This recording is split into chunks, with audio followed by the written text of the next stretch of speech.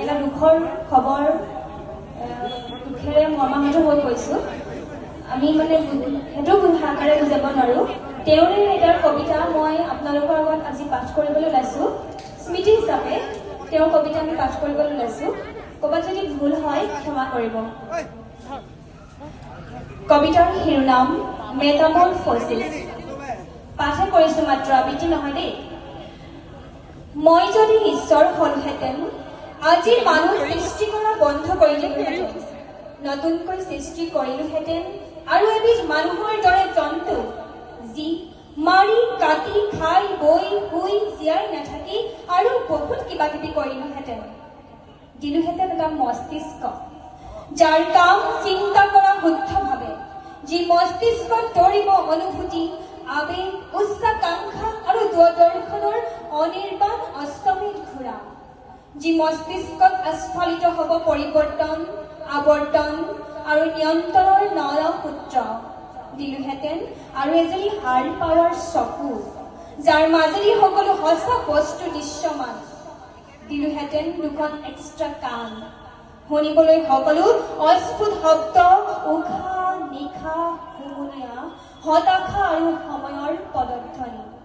দিলোহেঁতেন এটা সুন্দৰ নিপুতল নাক যাৰ কাম কেৱল উশাহ লোৱাই নহয় যি শুঙিব পাৰে সকলো দুৰ্গন্ধ মানুহৰ গাৰ মনৰ দেশৰ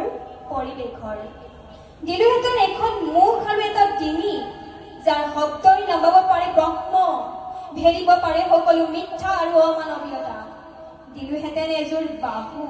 এহেজাৰ ভীমৰ শক্তিৰে ভৰপূৰ যি আজৰিব পাৰে সকলো ভুল সকলো দুষ্কৃতি দিলোহেঁতেন এখন বুকু আকাশৰ দৰে উদাৰ সাগৰৰ দৰে বিশাল য'ত নাথাকে কপটতা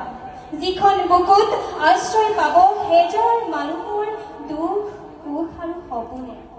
দিলোহেঁতেন এটা পেট যি কেৱল খাবলৈ নিশিকি এৰিবলৈও শিকিব আনৰ বাবে দিলোহেঁতেন এটা যৌনাংগ য'ত তিলবিলাই ফুৰিব সহস্ৰ বুদ্ধৰ বীৰ্য দিলোহেঁতেন দুখন ভৰি দৌৰিবলৈ ভৱিষ্যতৰ বাবে সুন্দৰ বসন্তলৈ যাৰ সতে ধাৱমান হ'ব অনেক অযুত সপোন উদিত সূৰ্যৰ ৰঙীন আভাৰ সতে বিলীন হ'বলৈ কিন্তু মই ঈশ্বৰ হ'ব নোৱাৰোঁ মোৰ সময় নাই মই সীমাবদ্ধ নিজৰ মাজত জীৱনৰ দীনতাৰ মাজত মোক বেয়া নাপাবা ধন্যবাদ আচলতে তেওঁ শব্দবোৰে কিবা ভাল লগা